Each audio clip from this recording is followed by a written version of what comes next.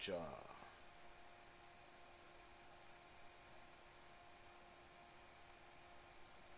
Yo, what's good with y'all, man? Welcome to another episode of Talking Shit. Episode 30. Um, we got a crazy show. Production sent over some weird stuff, some crazy stuff, man. So let's get to it. Man. We just jump on over here and let y'all check out this.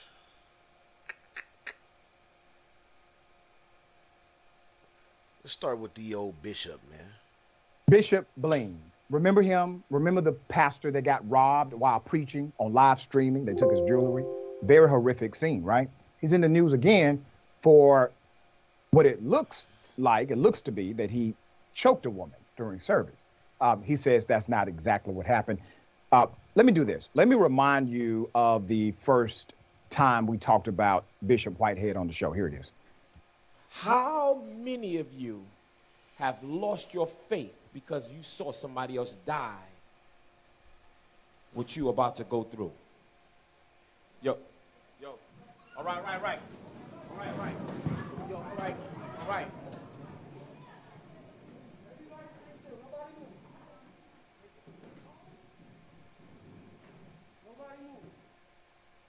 Okay. Something else happened beyond that. Now, remember, this pastor admitted he wore about $1 million worth of jewelry underneath his clerical gear. So I don't understand it, but that's what he did. He also drives a Rolls Royce to a community that is in poverty. He drives that Rolls Royce to that church every Sunday. He was robbed by that robbing crew. That robbing crew should be ashamed of themselves. They scared children, families, the elderly, etc. So now something else happened at his church.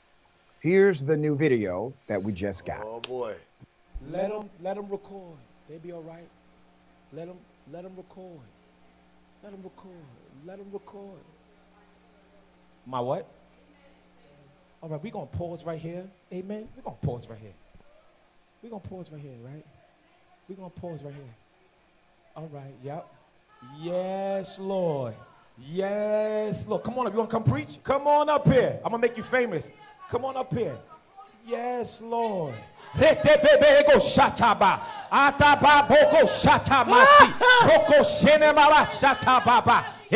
glory to God.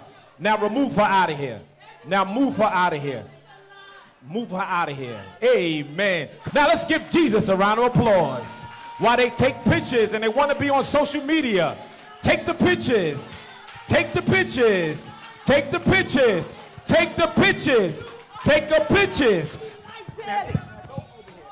go over here. Grab her out.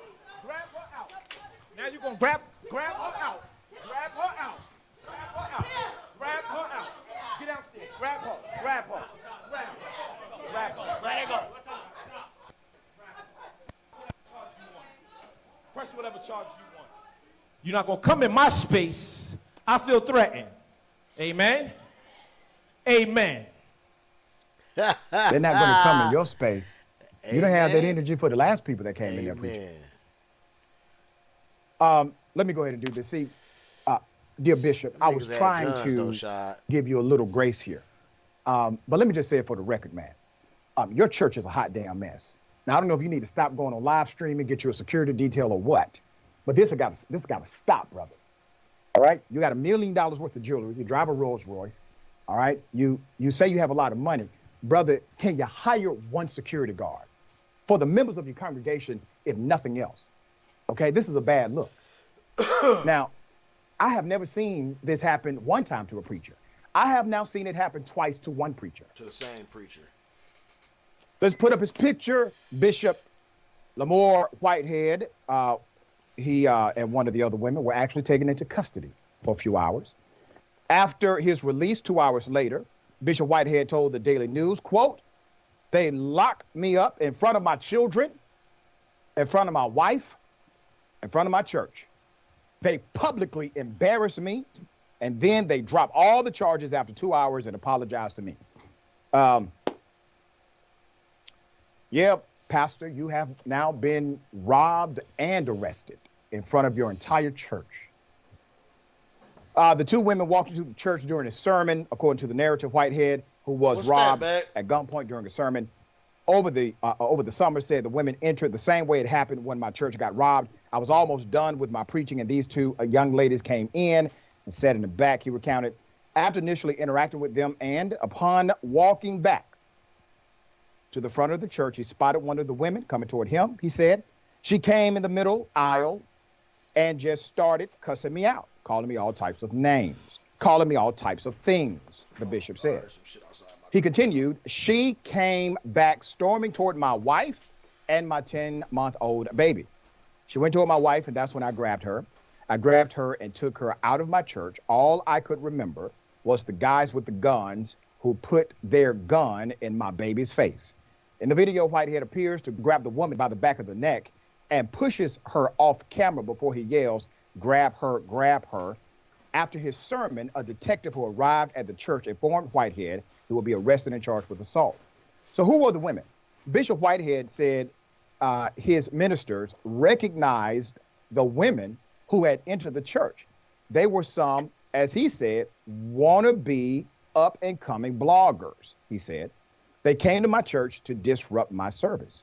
So recap of the summer robbery. 3 armed robbers came into the church, stormed in the church in July. Police sources said the robbers made off with $1 million worth of Whitehead's jewelry, as well as his wife. But in an exclusive sit-down interview with the news, he said that the number was exaggerated and inaccurate. He also revealed during a conversation with Fat Joe that most of his jewelry had no insurance on it whatsoever. All right, I could just go on, but you got to get your life together, Bishop. You really do. All right, there are other things I could talk about, don't have enough time to do so. But please, sir, all right, in the name of Black Jesus, hire at least one security guard for your church service, man. Name of Black Jesus. Senator, thoughts here? Doc, when we call on Black Jesus, it's real serious. That's when it's really, really serious. This is not the type of land of hands that Jesus is talking about in the Bible. Nina. Okay, Bishop, understand that. Bishop need a new job, Doc. He need to go and do this stuff. I don't even know how that man still got a congregation. Or he need to go on back and read the land on hands scripture just one more again. Yeah, and I feel for the congregation, right? So they are enduring this with him. The families that are part of that ministry, as I said, secure. Spectacle. Yeah.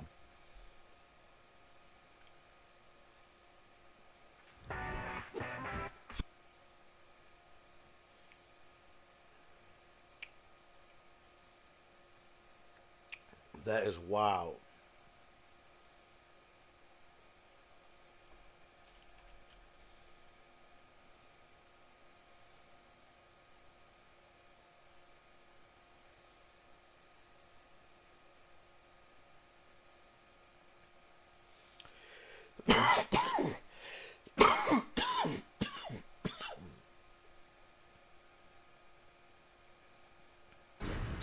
Yesterday, an investigation by Mississippi Today found Here that we go, Brett y'all. Favre, along with the help of a former Mississippi All my football governor, fans, we gotta paid do it. welfare funds to help build a new volleyball center at the University of Southern Mississippi.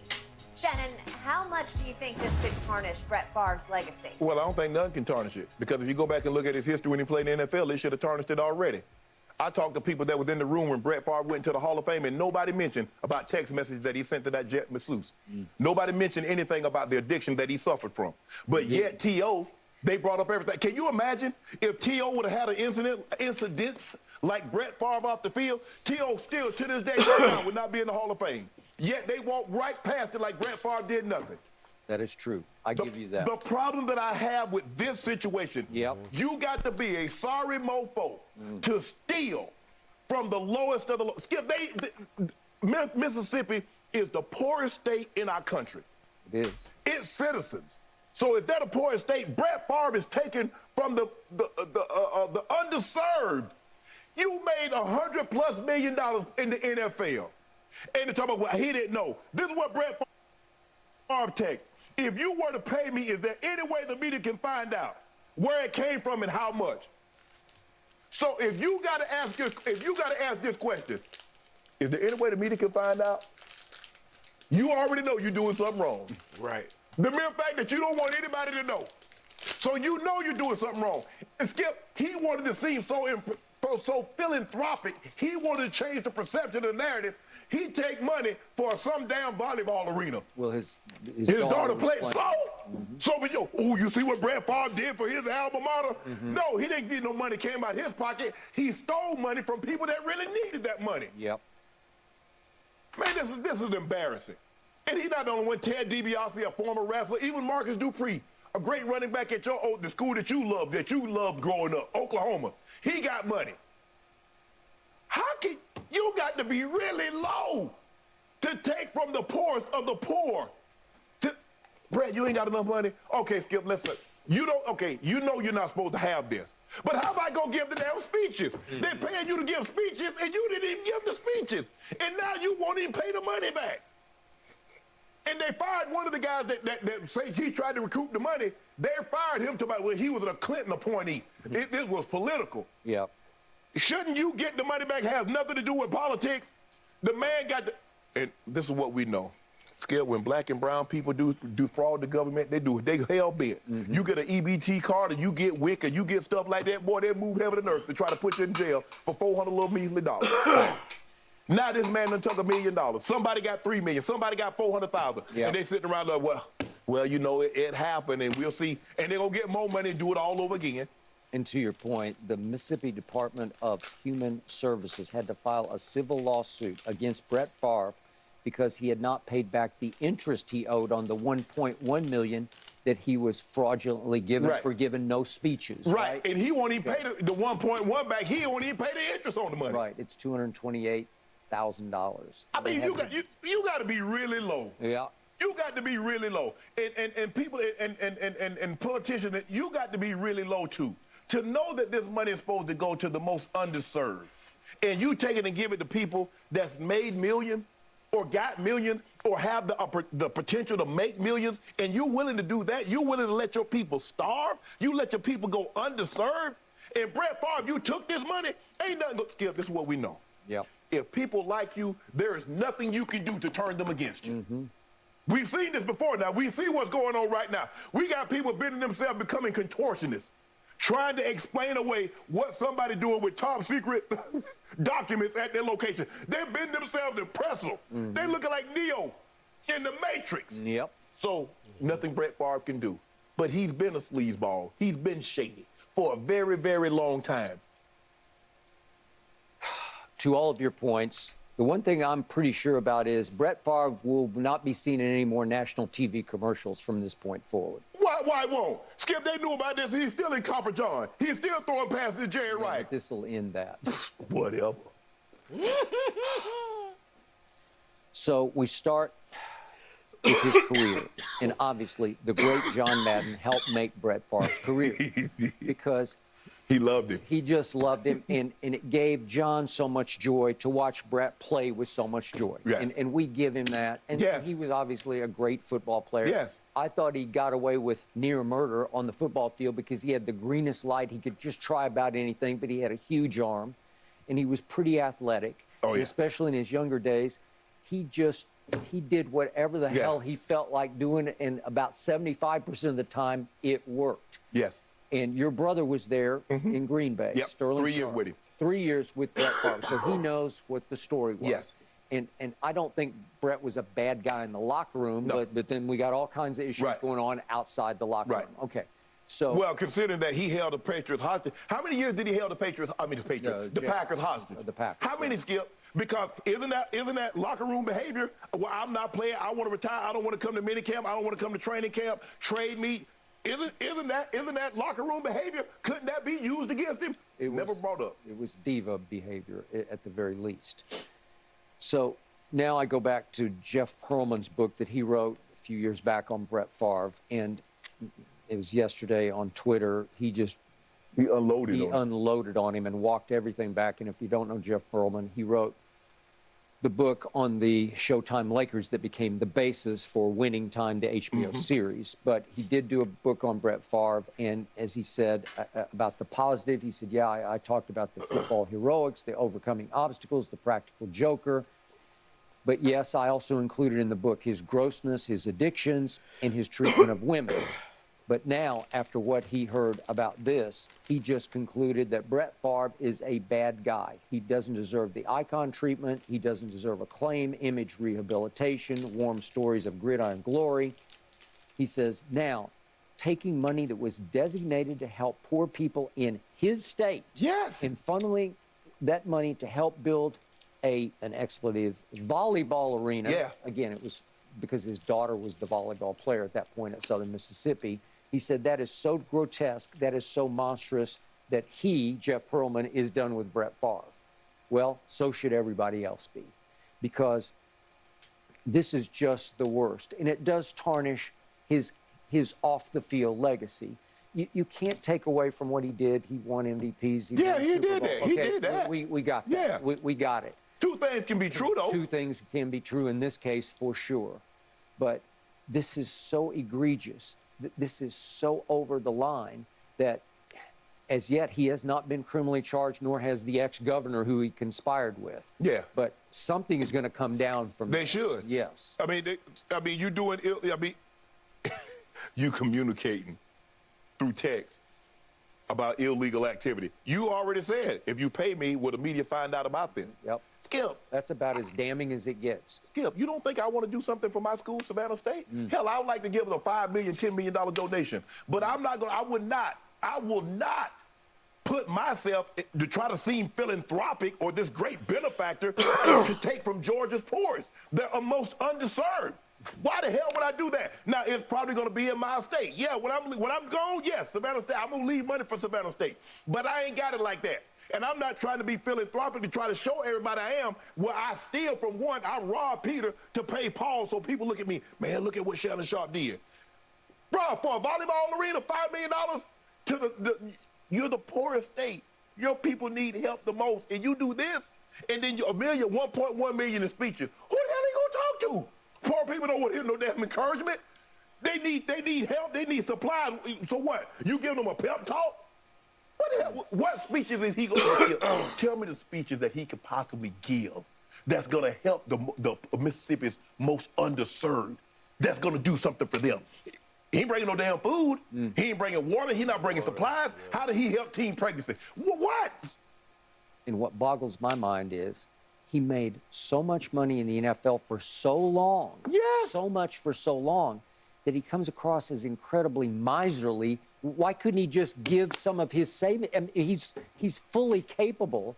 He's got deep enough pockets at this point. He could have bought the volleyball. Yes. He could have paid the $5 million, Yes. right? But Skip, everybody wants to spend somebody else's money. Well, come on. That's I mean, the way to work. it's That's the just way to natural. game. But That's how they but teach- you that's got to how be they pretty teach you to low do. that you would take from the most underserved to fill your need, or so you can seem philanthropic. Really? Because Skip, you know they say, man, you see what Brett did? $5 million for a volleyball arena because his daughter played there. He didn't have to do that. He didn't do nothing. Right, he ain't did The shit. federal government gave that money, but they're quick to talk about, oh, black and brown people, they be stealing, and then we need to cut out some of this pork and all this. Stop it. Yep. The biggest criminals, the people that steal the most, look like They that. already got it. Well, somehow it felt like Brett Favre rose above the addictions, and he somehow rose above the incident with the woman with the Jets. Yeah. And now he's not going to be able to rise above this one. Give him a year. Give him a Think year. so? He'll be I don't right think back. so. He'll be right back on it. I don't Skip, think when they like you, you're untouchable. You know that. You've been around this too long. Look at how they treat. Look at some of the guys that within the steroid era, and then some of the guys that what? How they get treated? They went right on into the hall, no questions asked. This is a joke. Gentlemen, Yahoo Sports reports that the FBI is looking into this and has actually questioned Brett Favre already about it. They also added up an estimated salary total for him during his NFL career. They're guessing $138 million was his total Where'd it go? Plus off the salary field takeaway money he from made, playing smart in the NFL. endorsements. Man. Indeed, indeed. All right, let's move on, guys. Wow.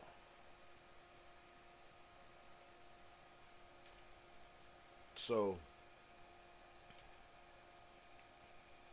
first off, I know I'm flying solo, man. Y'all used to seeing my other partners, man. Shout out to Iceberg, Flame, Ralphie Drib, man. Tony Spitz, man. Dirty P30, man. Let's see who else done been on. Big Ra, my nigga Rude Boy. Shout out to everybody, man, who done slid through. First off, I want to say I agree 100% with Shannon Sharp. When they like you, they like you. And that just is what it is. Give it a year, like Shannon say, like Unc say, give it a year and they're going to be back fucking with him. But this shit is one of the worst. I can't think of anything in sports history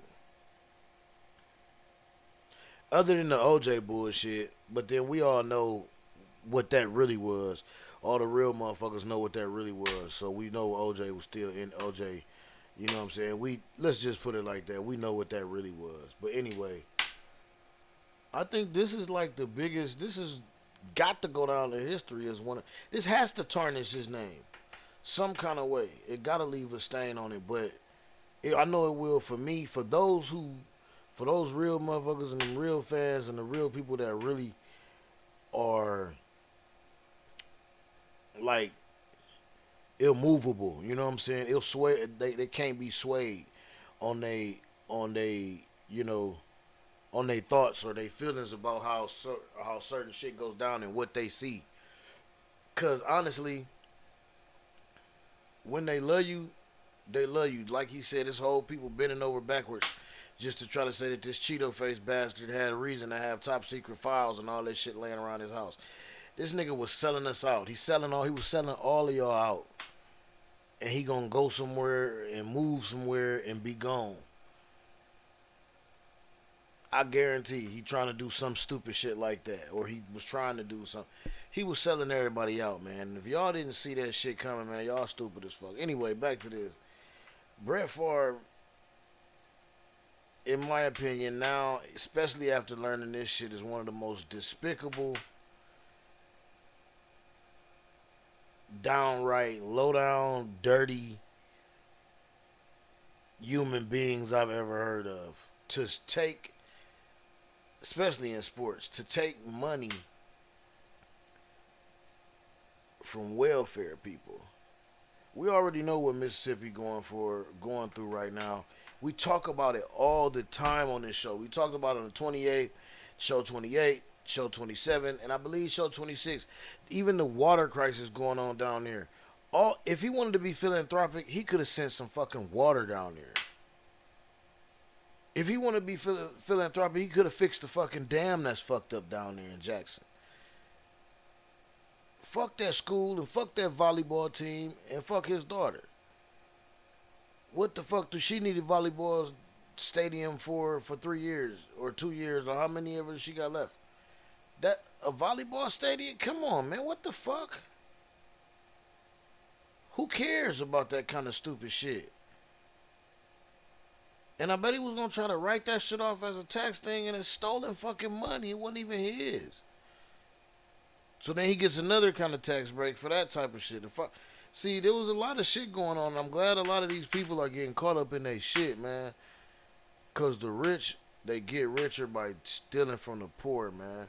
And if y'all ain't hip to that shit, man, y'all better get fucking hip. This should be one of the main motherfucking one of the wake-up calls for y'all ass. Right here. This bullshit. Anyway, fuck Brett Favre, man. Moving on, man. The LAPD did what looks to be a drive-by shooting, okay? Let me take you to the first video. Here it is.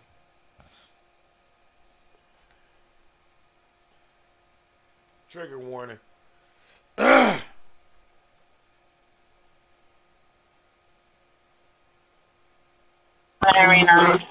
16. I got it. You got it? 16 George 64, show me code 678. Rapid shots fired, officer, yourself.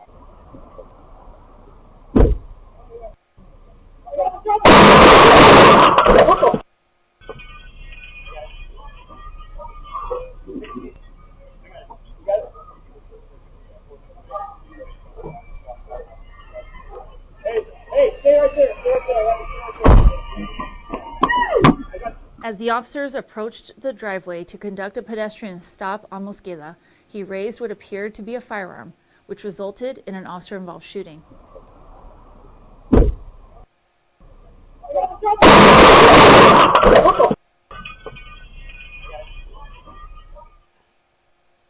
He didn't raise shit. There was no firearm. The man was holding a lighter, was not holding a firearm. The police decided to shoot from inside of the car through the window, like a drive-by shooting. There was no time to actually observe the scene, to interpret danger, to respond accordingly, to tell somebody to drop whatever they thought was in the hands of the other person. This incident was 3 days prior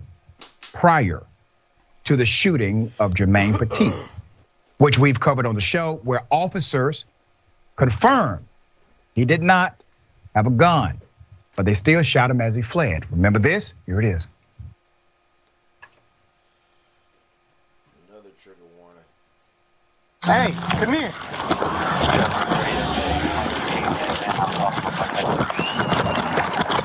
Hey, take your hands out of your pocket, bro. Take your hands out of your pocket, bro. Take your hands out of your pocket. It's not a gun, bro.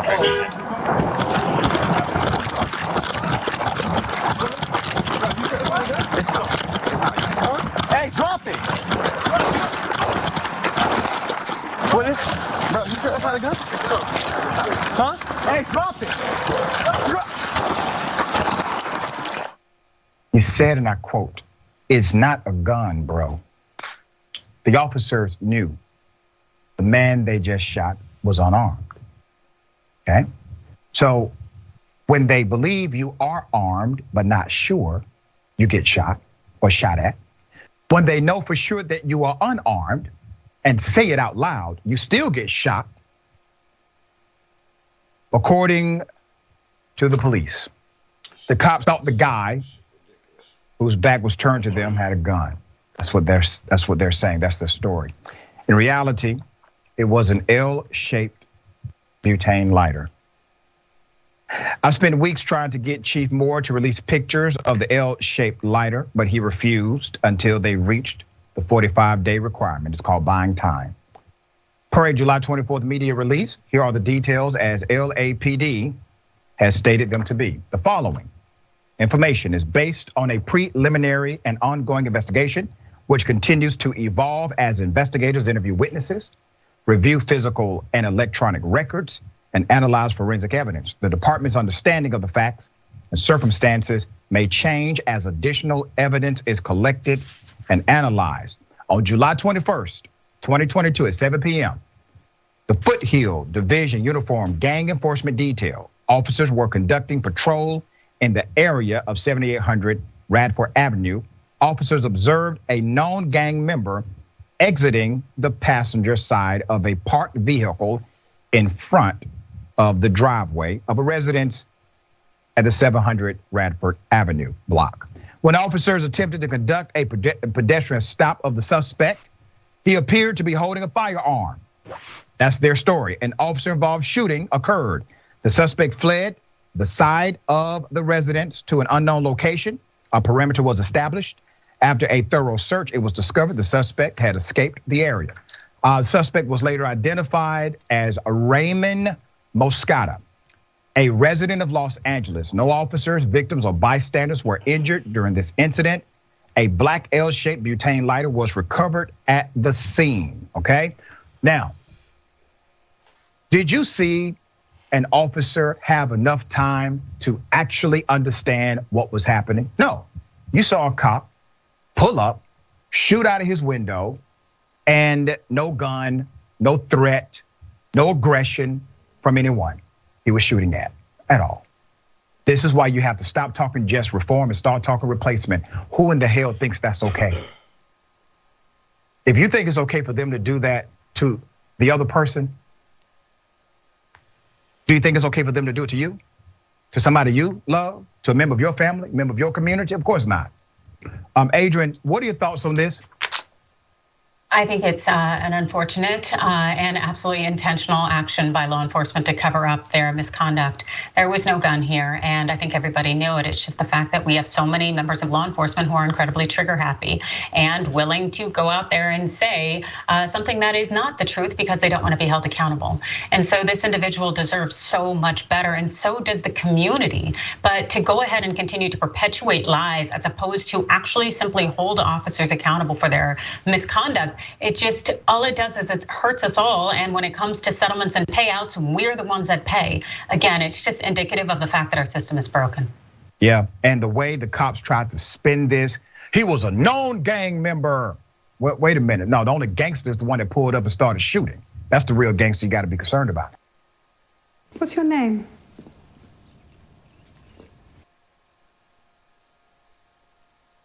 Big facts.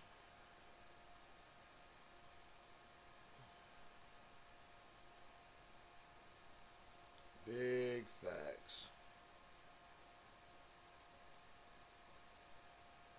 Big facts. So,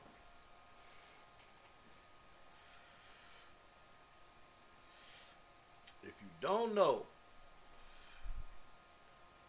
the baddest gang, the baddest gang on the West Coast, it ain't the Crips, it ain't the Bloods, it ain't no MS-13, it ain't the Serranos, it ain't the Norteños. It's the LA fucking PD. In this new age where we got all kinds of cameras, dash cam, body cam, fucking security cam on your house, doorbell camera, phone camera,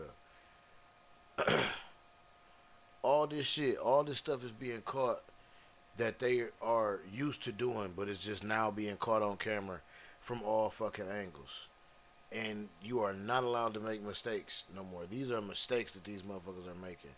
These are bad, these are poor judgments, like poor judgments that they're making, poor judgment calls that these people are making. And honestly, I think I don't always agree with Rashad. I watch Rashad because, well, I watch Rashad because he got a good intake, a good view on a lot of stuff. But I do agree with him that there needs to be replacement instead of reform. Because one thing for sure, two things for certain. You can sit an officer or you can sit somebody up in a class for 20 hours of the day. When they leave that class, they are still going to act on instinct. The first thing that they're going to do is act on instinct, and the first instinct that they have is that's the way that they're going to act. So, and that's not going to change. You can do all the reform you want. It needs to be replacement. It needs to be full psych evals, better than the ones that they already have. Or maybe the thing is that they are not passing these psych evals and people are still being allowed on the force with these attitudes and with these instincts to just shoot motherfuckers.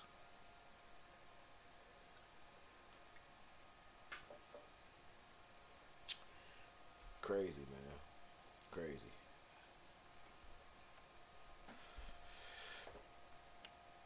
Well, shit, moving right along, man. We're gonna keep this shit moving, man.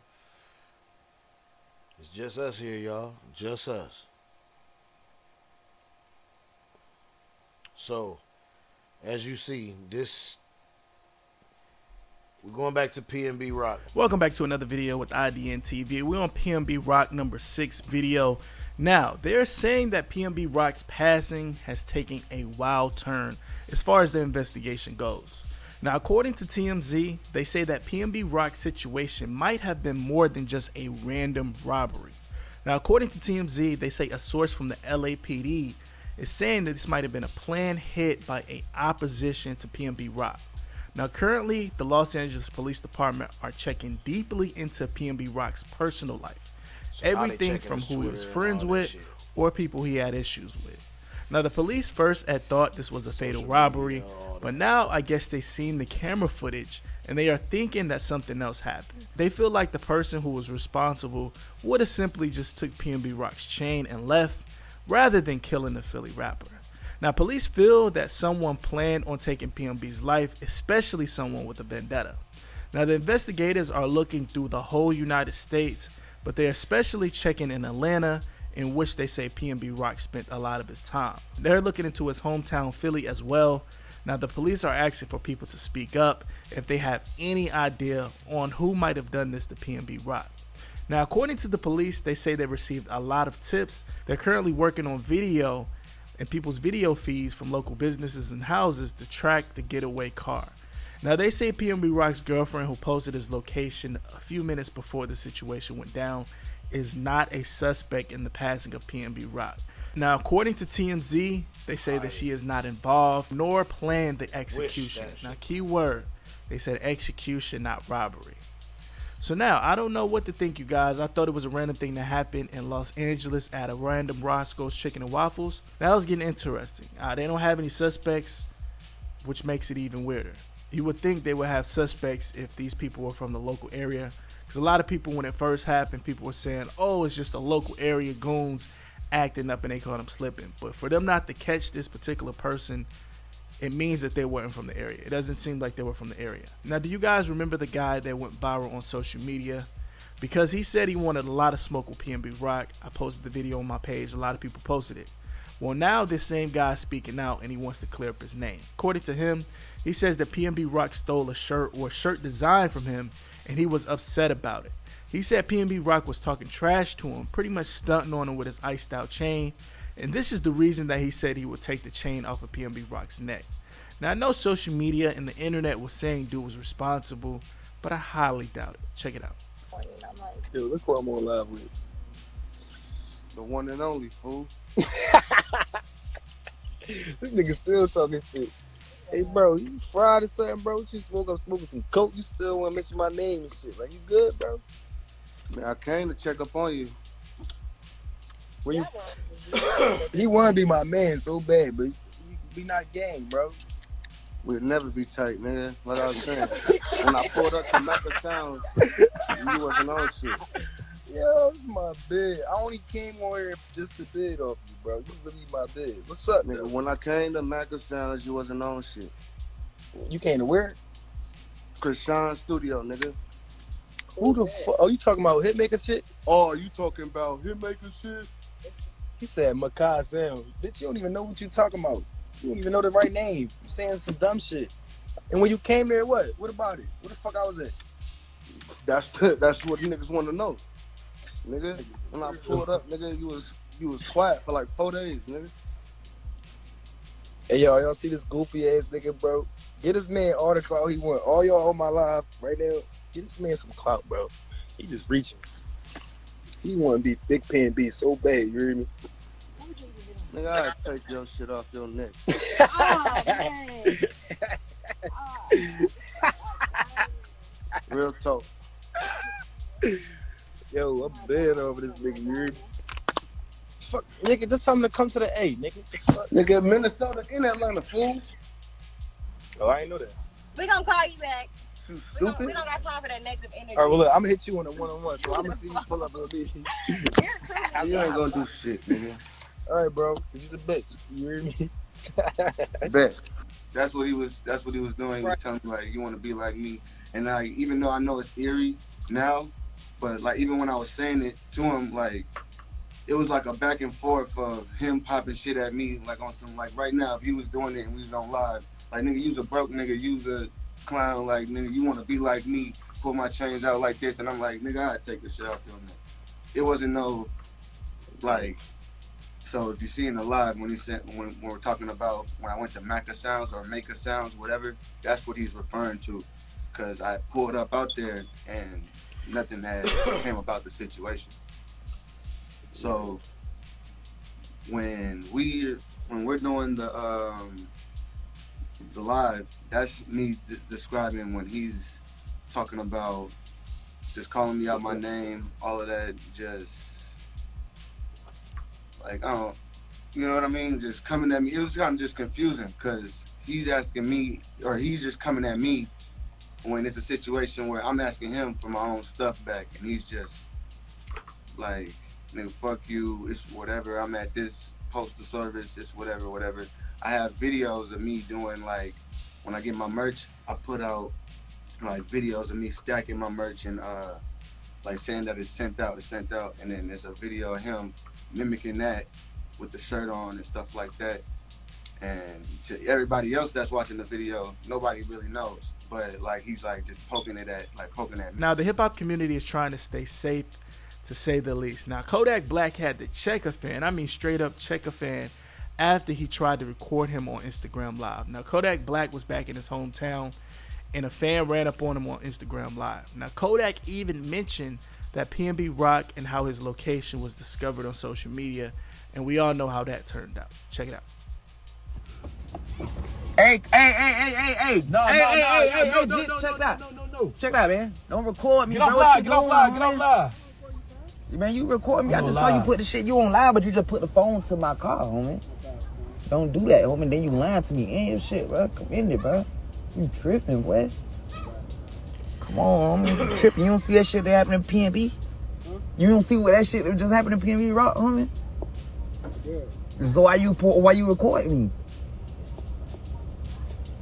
Now, God forbid, but you know, ain't no shit, bitch. I'm lit around this bitch. Niggas, everybody love me too much to play with me. You know what I'm saying? But at the same time, like, bitch, God forbid some crazy shit, then what? No plan. Come on, man. You tripping. Yeah, so y'all just went. Roddy Ricch went to his social media as well. Of course, he's a native of Los Angeles. Now, he went to his page to speak about the robberies and the killings in Los Angeles, especially for rappers. He says, LA, I usually try to mind my business and let the world rotate, but we got to do better. It's too much senseless violence, too much opportunity and motivation to take things from other people who work hard for it. It's too much life to live to take someone else's away. I love my city, but we can't keep going out like this. Before you know it, it'll be nobody left to take from. Let's stay on point, stay aware, and find better ways to pursue our dreams, because this turning all into nightmares. So yeah, that's all I got for you guys with the PnB Rock video. If I find anything else, I will be the first to upload it to you guys. They were saying that they were going to release the surveillance footage, or at least the surveillance pictures, but I haven't seen anything. So make sure you guys subscribe. Like I said, this is PnB Rock's video number 6. If you're not up to number 6, make sure.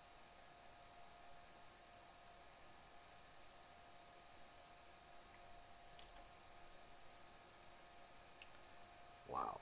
Kodak, you on point, my nigga. I want to know when they're going to put, or when are they going to actually name his girlfriend as a person of interest. Because there's no way that they would have found out if it comes down that it is a murder, a homicide, there's no way that they would have knew where he was if she did not drop that location. If she did not drop that pin. I mean, unless they was just following him. Like, it don't even seem like that. Like, we just need to see more. We just gotta see more. We gotta see more, man. Every week I'm probably gonna bring y'all a little bit of this until some of this stuff is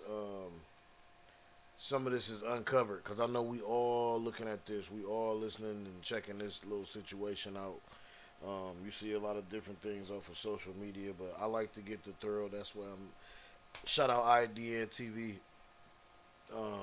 for putting the correct information and stuff together, and all the allegations and stuff like that.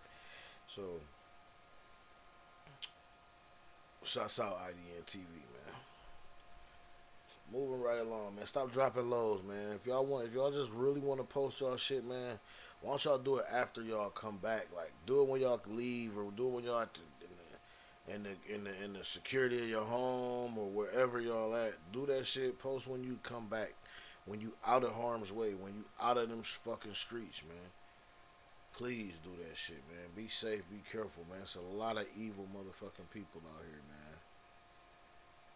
A lot of evil people out here, man. So, now, let's go to some... You know what? Let's do this. Let's go to this real quick. My homeboy, Mog Life just sent me this, man. Well, I checked it out. He said he was gonna tell me, so we just gonna automatically say that he sent this to me. Mog Life sent this to me, so let's check this out, man. Women's final moments were captured on home security cameras. You can see her just running for her life as the gunman keeps firing. We do want to warn you, this video, it's tough to watch. Right in the middle of the day on Rhode Island Avenue near John R. and Highland Park. The video shows the blue SUV pulling up. A man quickly jumps out of the passenger side, firing shots at Kwan Taylor, who was just walking down the street. She screams, running into a backyard. The gunman close behind keeps firing until Kwan is dead. We're told she lives just a few houses down from where the shooting happened. It's a route she walks often. And by the looks of the video, the gunman knew who he was after. Police tell Fox 2 no one else was hurt in the barrage of gunfire, but an elderly woman's window was shot out. We talk with friends of Kwan, who says she's a good person and they can't understand who would do this. Michigan State Police have taken over the investigation. We checked in with them Thursday, and since this happened last Friday, they have not been able to develop a motive, and there's no suspects either. The shooter is still on the loose. Unfortunately, that security footage is pretty grainy, but there was that blue SUV at the scene. If you know anything about this homicide, call police right away. Jessica Dupnack, Fox 2 News. Man, rest in peace to that girl. This is ridiculous. And honestly, man, the way things are right now, that might have even been a girl doing that to her. Like, that might have been another girl doing, like, I mean, I know it was slender and kind of look, I know they say a man, it looked kind of like, I don't know, it looked kind of, man, like, what, who knows, man. Wow, that shit is wild, that shit's wild. Rest in peace to her, like I said, man, kids, man.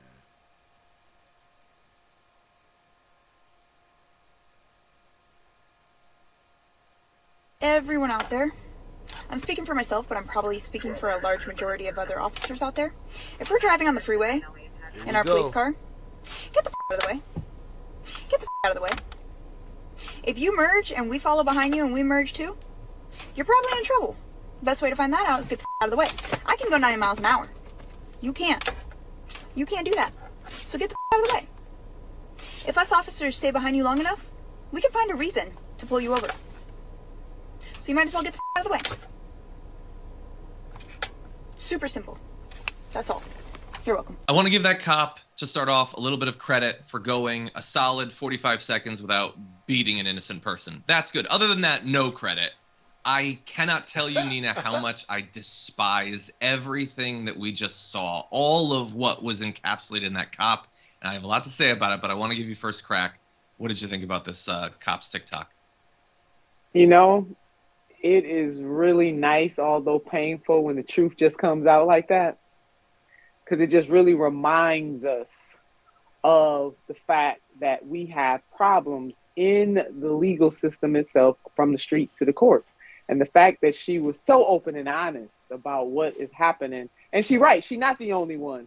That is the only part about what she had to say, John, that excites me a little bit, because I'm glad that she did this very overtly. 100%.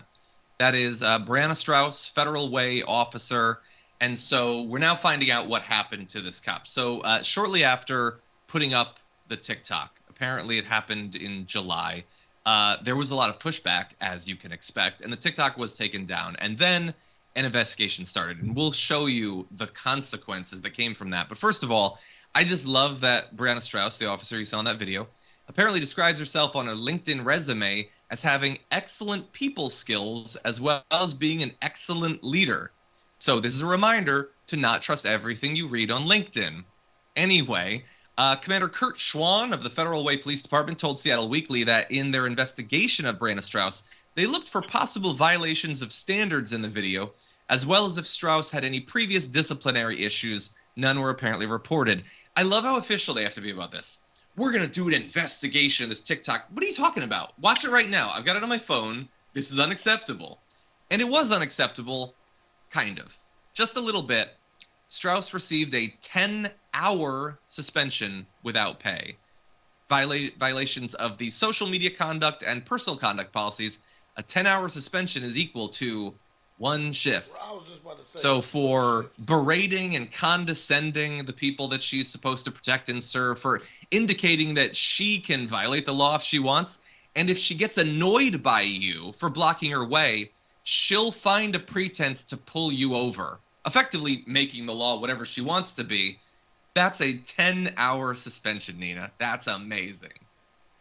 The fact that what's most troubling is they found no violation of their standards. So guess what? They need some new damn standards, John. This speaks to the culture of that police department, and people should be very, very afraid.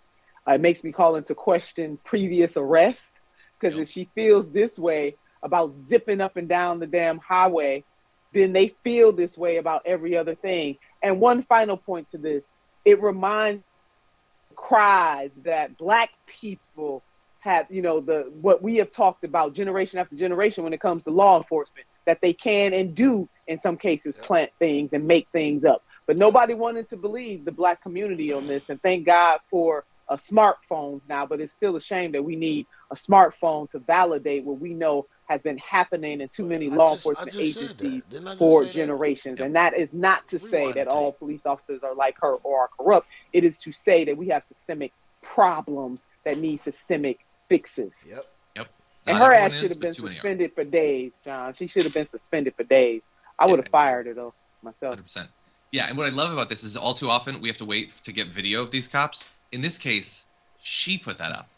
She thought of that, recorded it, watched it, and thought, I'm killing it. This is a great TikTok. I love that TikTok exists just so people can tell themselves. Cry. It kind of is what they be doing. They love to tell on themselves. They love to tell on themselves. All right, man. Moving on. Let's end it off with something. Oh, you was talking crazy.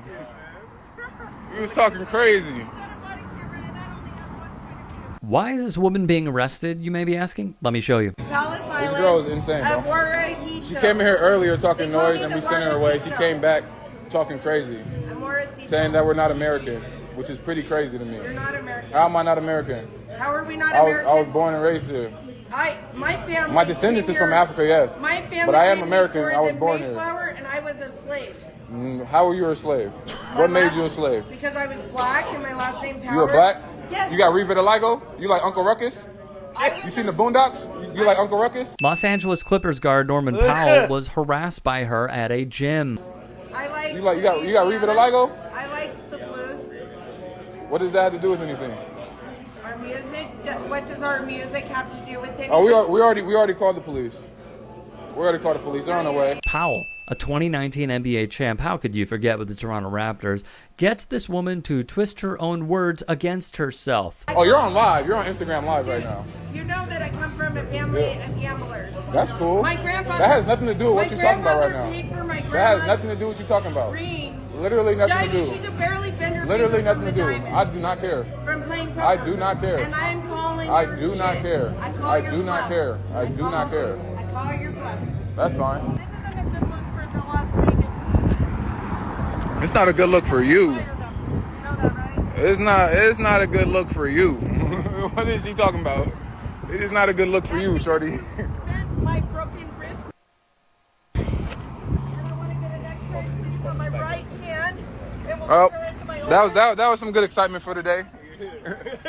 A spokesperson for the Las Vegas Metropolitan Police Department would tell TMZ Sports the woman was issued a misdemeanor citation at the scene for obstructing an officer. The spokesperson added the woman was then taken to a local hospital on a psychiatric hold. Not a bad idea, my friend, Zach Lindley of News One wrote.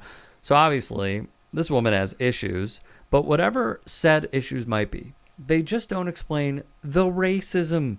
I think we all understand how tired black people are of being noticed by white folks just by virtue of being black. Although this incident was resolved without violence, black NBA players have dealt with racist violence and racial profiling at the hands of police and citizens throughout this country. In the aftermath of George Floyd's murder at the hands of Derek Chauvin, Sports Illustrated's Chris Mannix detailed how several NBA players and coaches experienced racism throughout their lives. NBA voices should resonate, will resonate, following tragedies like Floyd, because so many of them were Floyd. That's a rough line. It's funny how people think I've been rich all my life. I don't deal with what they do. I don't get racially profiled, all because I made it to the league, tweeted Wizards guard Bradley Beal. Before LeBron James was battling Michael Jordan for GOAT status, he battled poverty in Akron, moving a dozen times before he was 9, waking up many mornings wondering when his next meal would come. As a child, Bradley Beal was called the N-word coming out of gym class. In a statement, Pistons coach Dwayne Casey recounted feeling helpless as an 8-year-old child growing up in predominantly white rural Kentucky. Looking for something more recent, in 2018, which we have covered on this channel, Bucks guard Sterling Brown was arrested and tasered for parking in a handicapped space. Crazy.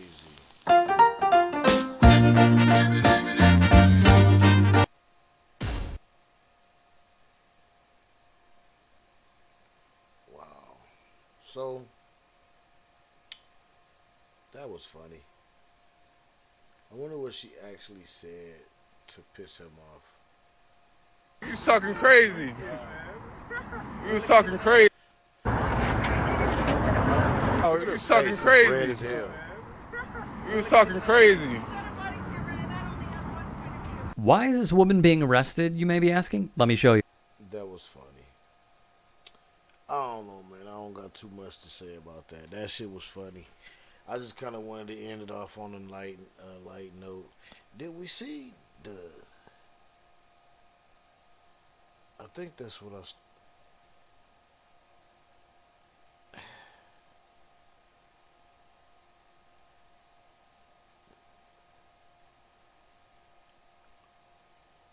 I don't know if I checked this one out or not.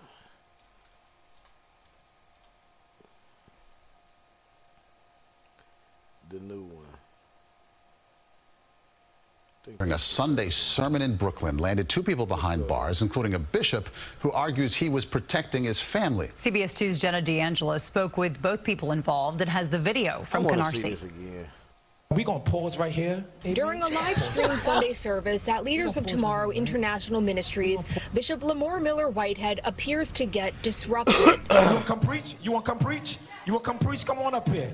Come on up here. The bishop says it all started when 2 women came into the church mid-sermon. One of my ministers told them that you cannot record. You can't record. And they began to make a scene. Police say when a woman was asked to stop recording and leave, she began to antagonize the bishop and approach him on stage. They take pictures and they want to be on social media. Take the pictures. Take the pictures. As she walks past Bishop Whitehead, he appears to grab her from behind and they move off camera. Seen her walk in front of me, going at my wife and my daughter, and I grabbed her. He says he was worried about his family and thinking back to the moment in July when he was robbed at gunpoint during a sermon streamed live online. That's the only thing that I can remember. This lady had a bag under her arm and she was going after my wife. The woman in the video, 47-year-old Tarsha Howard, was arrested and charged with trespass and disrupting a religious service. She showed us her injury and made a brief statement. I am telling you right now that I did not charge after his wife. It's on video, and everyone can see that I was the one that was assaulted. And after this statement, he will hear from my attorney. The bishop was also taken into custody, but shortly after released, now criticizing the NYPD's handling of the incident. I was treated like a criminal, so I went from the pulpit to the cell for no reason. The New York Police Department failed me and failed my church. The NYPD says because of crowd control, both the bishop and Howard were taken to the 69th precinct for further investigation. Bishop Whitehead says he wants the NYPD to take action so there are no copycat crimes. In Canarsie, Brooklyn, Jenna DeAngelis, CBS 2 News. And the bishop says he believes this was all a setup. He says he thinks two bloggers sent the woman his way for clout. Both of the men, religious commentators, spoke with Jenna over the phone. One said he didn't know the women before this. The other says the women have been guests on his show, but he doesn't personally know them, and he had nothing to do with this incident. Sell online and grow your business with Wix e-commerce. That was hilarious.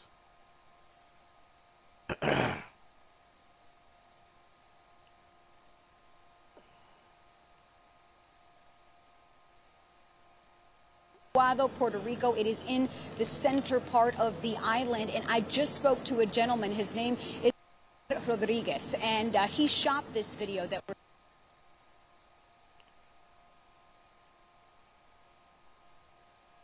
minutes. He saw that the water was rising, and it completely took the bridge out in that area. Again, this is in the interior part of the island. This was an area that was one of the worst hit nearly 5 years ago to the day in the interior part of the island. So take note of the timing here, because that is a critical part of this story too. Not only is this island dealing with an island-wide power outage, flash flooding, possible mudslides. Rescue teams are already at work as Fiona has already made landfall, but they're also doing this at a time where this is when Hurricane Maria struck nearly 5 years ago, and they've been constantly dealing with power outages. So earlier today, I went into Caguas, which is about 30 minutes south of San Juan, and I spoke to a family that lost power at 8 o'clock this morning before things really started to pick up. And they were quick to say, look, after Maria, we were without power for a year, and here we go again. What? The trauma lingers. Let me go ahead and let you listen to that exchange, but I will let you know the video is a little dark because, well, there wasn't power.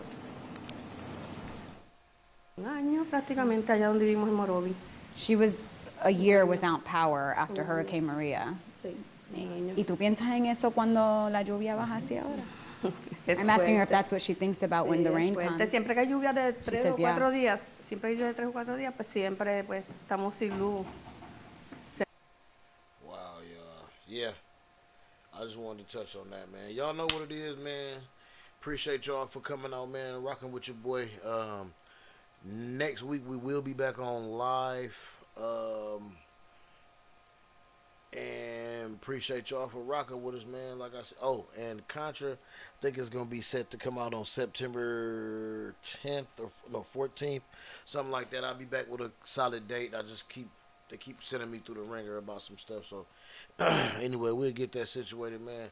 Like I said, man, appreciate y'all for rocking with me, man. Remember, man, spread some love around, man. Don't be too motherfucking tough to love somebody, man. Y'all have a good one, man. See y'all. Peace. Oh, remember, check us out always, blackmoneymedia.live. You can go on there, go to custom drip, man. Order your custom t-shirts. You can make all kind of stuff. Oh, not this one. This is cookies.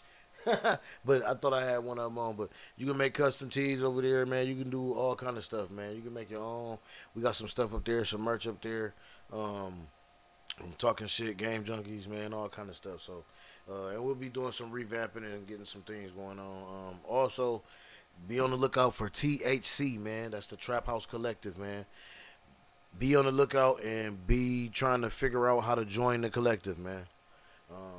If y'all in the Ohio area, get ready to start joining that collective, man. We're gonna have a whole bunch of good things coming for y'all. It's gonna be a club. There's going to be events, basically like pop-up events, sessions, where you can come get equipment. You can come get. It'll be some good stuff there. It'll be everything, man. So y'all get in touch with me on the platforms. Figure out how this Instagram, Black BLVCK Money 1, and on Facebook, just type in PG the Hustler or either Demetrius Malone, and you can check me out on Facebook on there. Y'all got me, y'all my folks. Send me a message on there. Get in touch. Figure out how to join TAC. I'm gonna have some things up there. I'll have a page made or whatever. And also, if you are in the area, be on the lookout for Smoke and Lure. In the next 2 weeks, man, we're gonna have them dope ass fucking fish sandwiches, man. Big fat ass fish sandwiches and fries, man. So y'all get at us, man. Once again, that's gonna be at 50 South Maple Street. So that's right by St. V. LeBron James Old High School, man. If y'all didn't know, if y'all not from the town, y'all stopping through, man. That's where we at, man. So get at us, man. All right, peace.